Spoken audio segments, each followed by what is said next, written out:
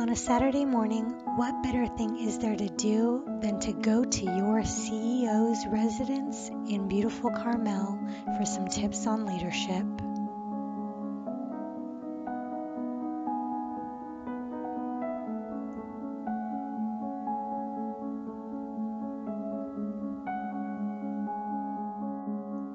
Hello everybody, this is Monica Vasquez. Today I'd like to share with you my exemplary leader, Fred Amoroso.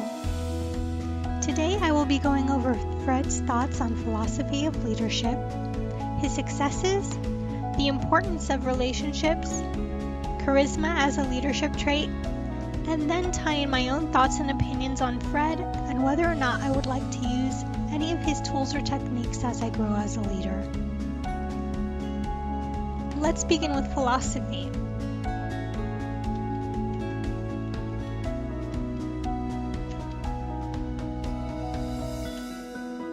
Fred believes that leadership is seeing through the fog and guiding others when no one else can. He believes that leaders know that they can and will make the right long-term decisions, and importantly, not being afraid of making mistakes along the way.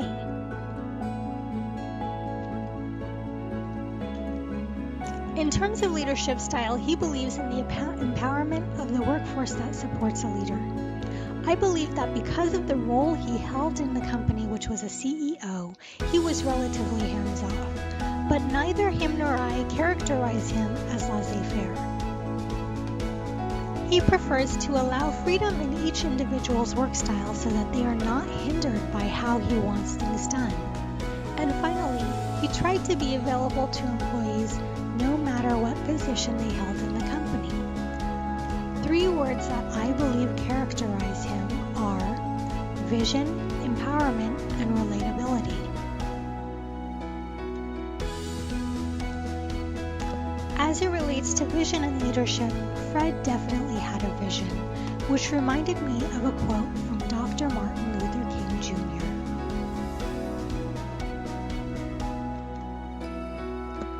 He stated that the difference between a dreamer and a visionary is that a dreamer has his eyes closed and a visionary has his eyes open.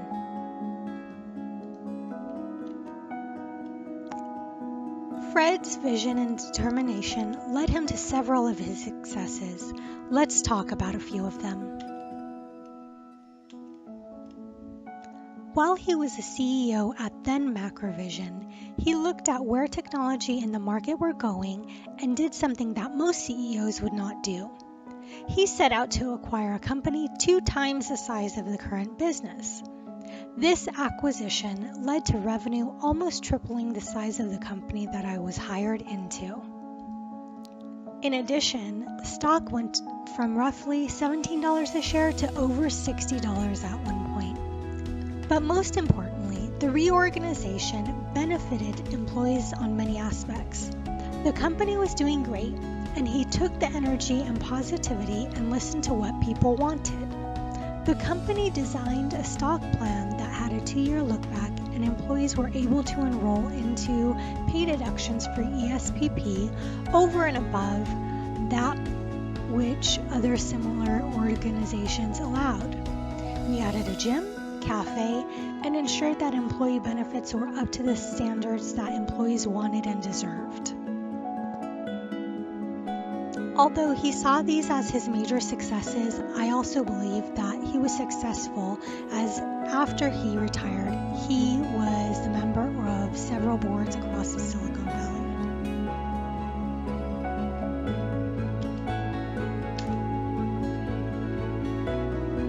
In addition to his own successes, he was able to help others succeed, and much of this was by motivating others.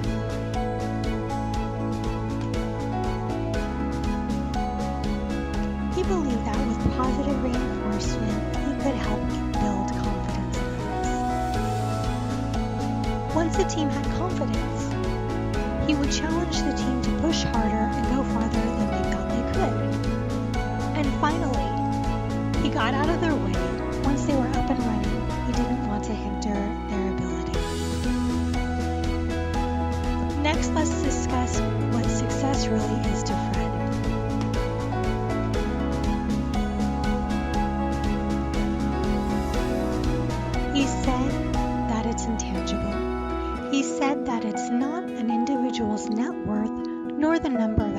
house or cars you have. Success is not something you can hold.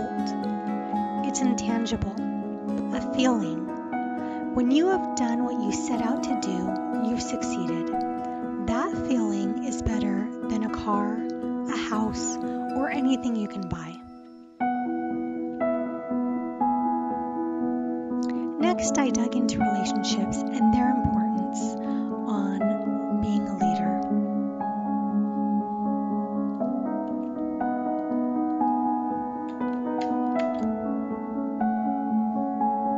When asking him what relationships are most important to him, he said, "All of them.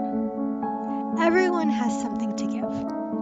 I also asked him how he looked to develop relationships, and he stressed the importance of spending time building trust with your colleagues and partners inside and outside the firm. Now, I want to touch upon the trait of charisma in leadership. When Fred would walk into a room, you felt his presence. When he opened his mouth, there was nothing to do but listen, because he knew what to say and how to draw people in. But is it necessary? No. Charisma is not necessary, but I remember his leadership to this day because of his charisma. Charismatic leaders are inspiring, but recall that Professor Ledbetter's video in Lesson 1 noted that charisma can be a slippery slope. Although Fred is a leader with a legacy of good, not all charismatic leaders act with the same integrity. Now for my final thoughts on Fred. As I mentioned, I worked under Fred for several years before his retirement, and he is one of the few people who has made an impact on how I wanted to grow as a corporate citizen. My first week in the company, he introduced himself to me and asked me if I wanted to take part in a special task force in the company, whose intent was to provide him insight to employees that were at lower ranks in the company. It was important because he listened to us, and in turn, we wanted to do the best we could to bring him and the rest of the company success. I would characterize Fred as a visionary leader who typically worked in a democratic style and looked to develop a social contract with his employees during his time as a CEO at Macrovision and then Movavi. Fred is driven, kind, charismatic, and even relatable. Fred, thank you for being you and inspiring people like me to always do better. Because of leaders like you, I believe that goals are not unattainable. Success is within our reach. We just need to be open and grasp it when it comes into our hands.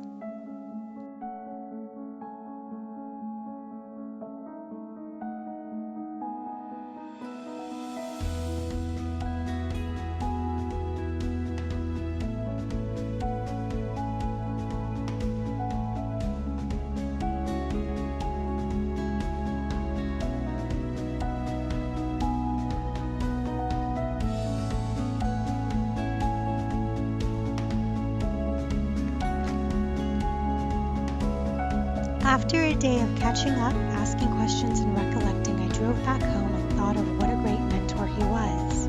I'll leave you with this quote by Tom Peters. True leaders don't create more followers, they create